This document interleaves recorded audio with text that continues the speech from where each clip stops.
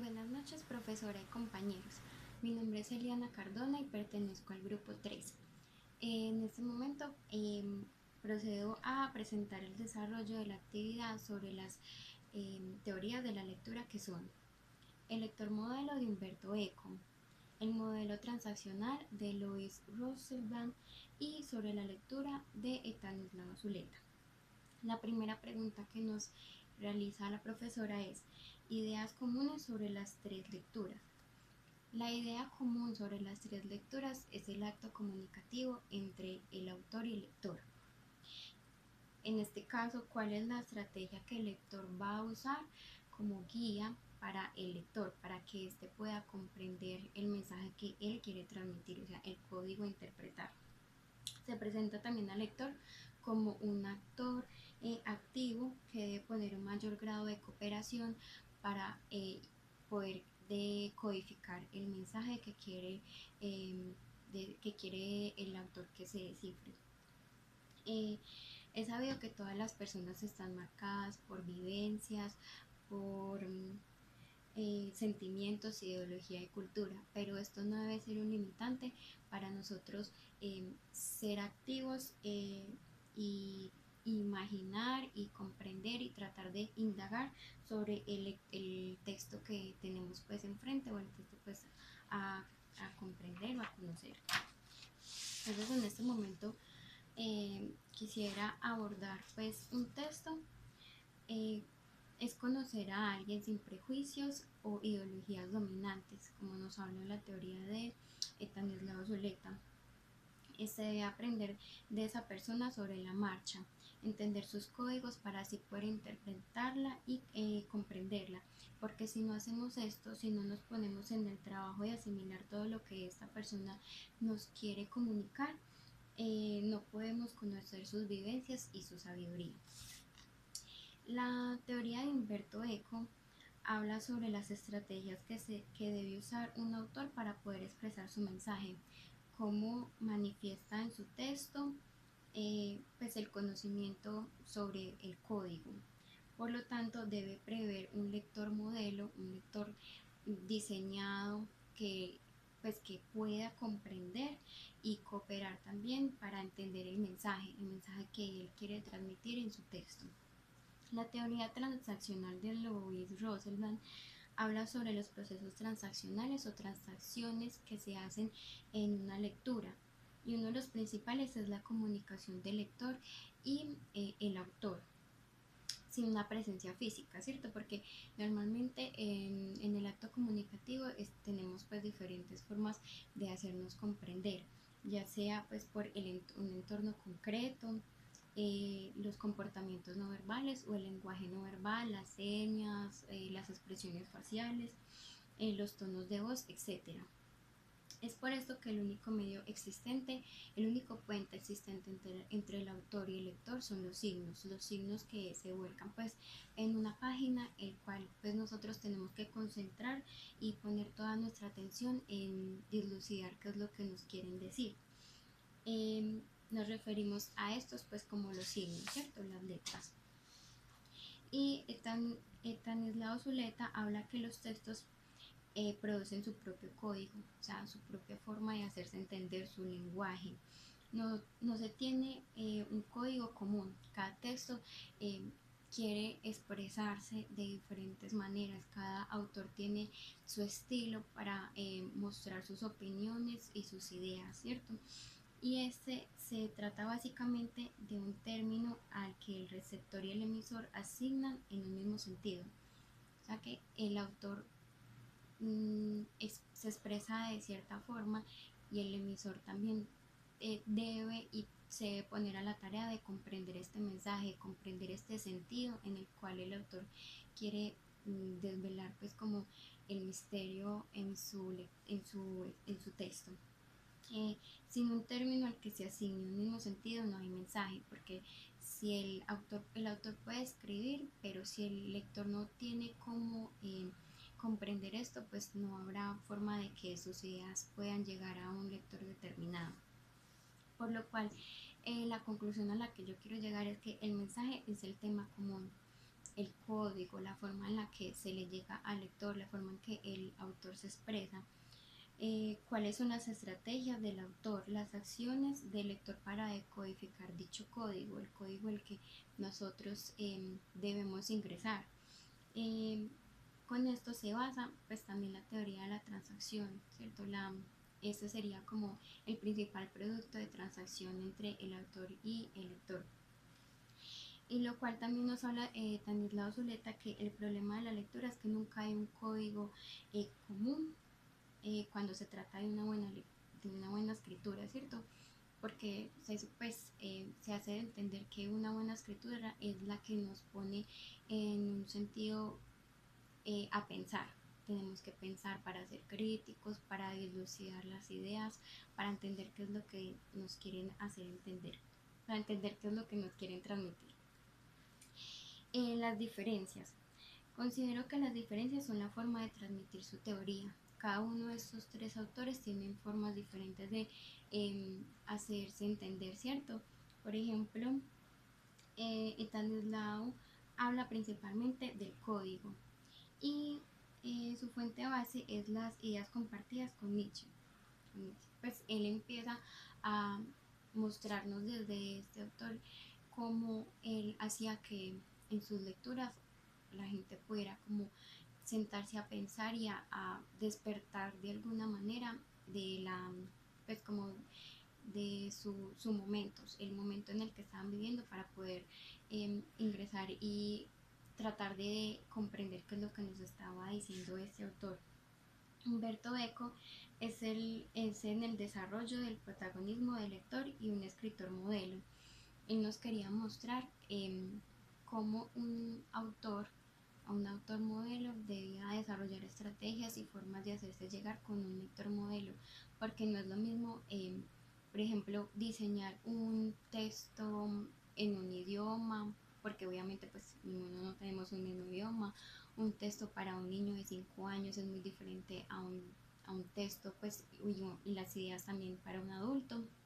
Entonces es como esa forma de que como hay diferentes tipos de lectores, también hay diferentes tipos de autores para cada uno de estos.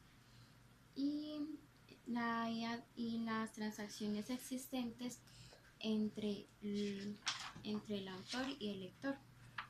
Estas transacciones existen en la teoría de Lewis, como las transacciones lingüísticas, transacciones en el texto y las transacciones de redacción, etcétera. Pues todas esas formas de transacciones, de intercambio, pues que existen en la lectura. La siguiente pregunta, la que nos postula la profesora, ¿qué es el texto? Pues yo quería tomar como fuente principal que es el texto desde la teoría transaccional. Es un conjunto de signos capaces de ser interpretados como símbolos verbales. El texto son simples marcas en un papel, son signos que están en un papel, el cual no cobran vida, por decirlo de alguna manera, hasta que un lector llega y empieza a interpretarlos o a hacer como la transacción sobre estos. El término lector también está entrelazado con el término del texto, ¿cierto? Porque el lector es como esa fuente de descifrar lo que es un texto, ¿cierto? Eh, si no hubiera un texto, no existiría un lector tampoco. Entonces, estos dos están pues enlazados. Eh, y la siguiente pregunta es, ¿cuál es el papel del escritor y del lector? El papel del escritor es expresar su punto de vista, pues expresarse también ante la vida, es una forma de desahogarse, quiere transmitir un mensaje, dejar un legado, mostrar su opinión, ¿cierto? Por lo cual desencadena o busca las diferentes posturas de los lectores que llegan hasta sus textos, ¿cierto? De esta forma nace un lector. En muchos textos, porque pues existen muchas clases de textos, también se busca como confrontar y hacer como al lector interesarse por la realidad, interesarse por su alrededor, porque muchas veces pues y me incluyo en eso, nos dejamos absorber por la rutina y cuando nos vemos impactados como por este tipo de lecturas, somos capaces como de dilucidar que en cierta manera estamos dejando pasar muchas cosas de nuestra vida, de la sociedad, pues de la historia, que nos enriquece y también nos hace ver la vida de diferentes formas. Eh, Igualmente todas las personas pues tienen necesidades diferentes, como la escritura, ¿cierto? Es una forma más de expresión, eh, que llegado al caso llegan a determinado lector, ¿cierto? Por ejemplo, pues como las novelas románticas, las críticas, pues siempre hay diferentes formas de llegar al lector y diferentes formas de mostrarle la realidad. Eh, cada escritor tiene razones y motivaciones diferentes, como críticas, opiniones, desahogos del simple desarrollo de una idea, porque pues también están los escritores que solamente quieren expresar como sus ideas y ya cada lector encuentra la forma de pues como de interpretarlas. Por eso nos referimos tanto la forma pues de comunicación que existe entre el autor y el lector, ¿cierto?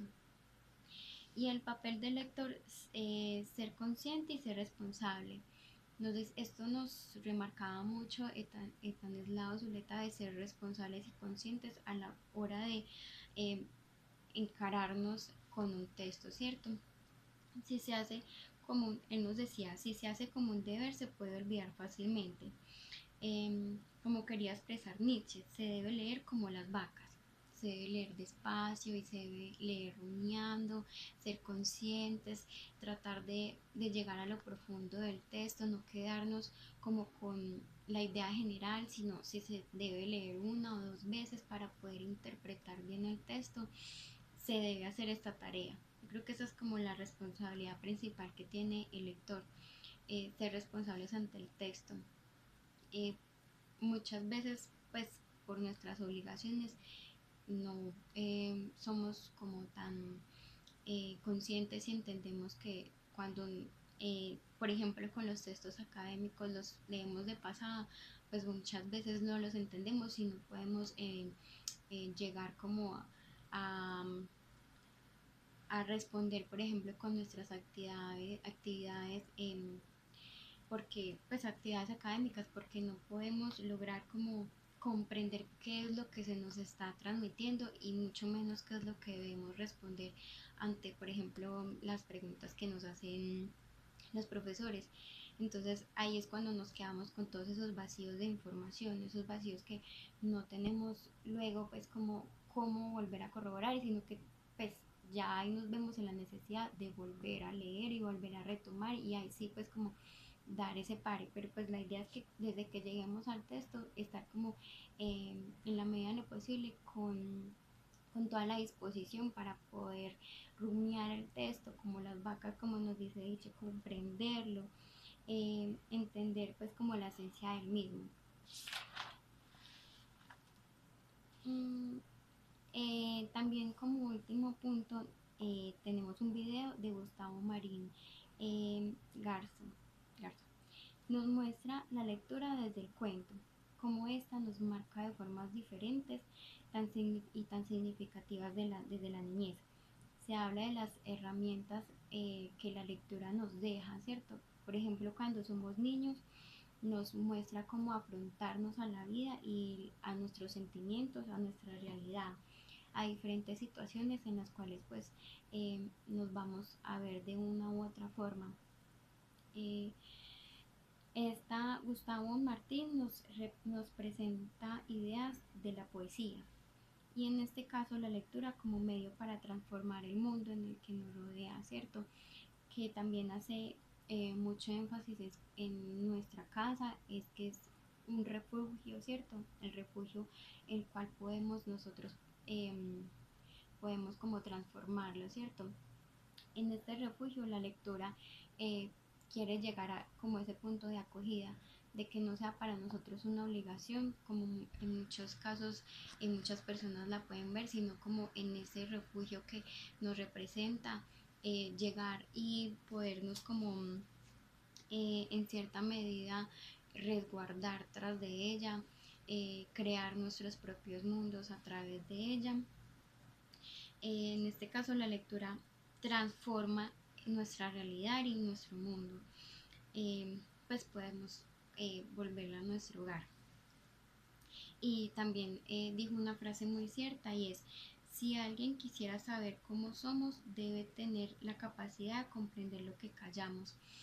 Él hace esto como una analogía a el misterio de la lectura, ¿cierto?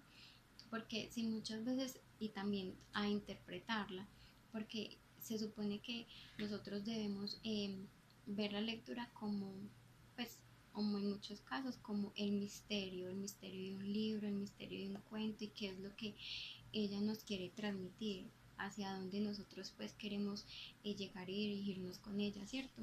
Mm, en lo fundamental de la literatura, como les contaba, es el misterio, lo que se representa, la esperanza de resolver el enigma, ¿cierto? Nosotros nos encontramos ante un enigma, una historia, cómo nosotros queremos llegar al final y poder descubrir cómo esta finaliza, cómo se desencadenan todos los hechos, las consecuencias, los personajes, qué clase de moraleja queda para nosotros de alguna u otra forma, la necesidad de comprender lo desconocido, el código que de tanto pues venimos hablando, cómo nosotros podemos dilucidar lo que nos quiere decir este código, llegar a la raíz de él, comprender qué es lo que el autor quiere que nosotros veamos, y para esto debe ser nosotros un proceso como de abrir nuestra imaginación, de mantener la mente abierta y querer comprender y llegar hasta el final de esta. Hacer también una analogía con el cuento de Barba Azul. El cuento de Barba Azul, que también lo conocemos por los cuentos de los hermanos Grimm, que nos cuenta cómo la última esposa de él quería entrar a esa habitación que él tanto le había dicho que no podía ingresar, porque él le había mostrado muchos tesoros, muchas puertas, muchos de sus posesiones para que ella pudiera ver, pues se las compartía, pero esa única habitación representaba para ella el misterio más grande y el enigma que ella quería resolver. Entonces esa posibilidad que él le dejó es como la invitación que nos tiene un libro, la invitación que nos pone un autor, ¿cierto? Esa es la imagen como de verlo como algo prohibido, pero como se dice, lo prohibido es lo que nosotros más queremos indagar, ¿cierto? Esa imagen del lector queriendo abrir esa puerta, pues queriendo ingresar a ese enigma y poderlo resolver, me parece como muy buena analogía con la idea del lector. Y también lo más valioso es lo más difícil de alcanzar. Por eso Gustavo nos muestra tantos ejemplos, por ejemplo, ejemplos como eh, Hansel y Gretel, La Cenicienta. Él dice que son cuentos que están desapareciendo porque muchos niños no tienen pues padres que se los puedan comunicar ni mostrar, ¿cierto? Ejemplos de misiones y desventuras que viven los personajes para finalizar con moralejas, finalizar con esas formas de hacernos reflexionar sobre cómo nosotros estamos teniendo actitudes y pues comportamientos y formas de ver la vida, que no solamente pues en este caso con estos cuentos infantiles llega a los niños, sino que nosotros también debemos ponernos como en el papel de hacer también escrituras que nos enriquezcan a nosotros, hacer lecturas que nos muestren eh, diferentes formas de ver el mundo, ¿cierto?